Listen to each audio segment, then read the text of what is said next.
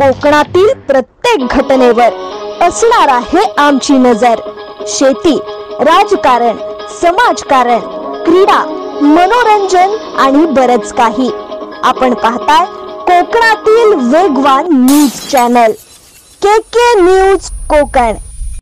कोलाड येथे शिवसेनेच्या वतीने शिवज्योत घेऊन येणाऱ्या शिवभक्तांना मोफत अल्पोपहार वाटप।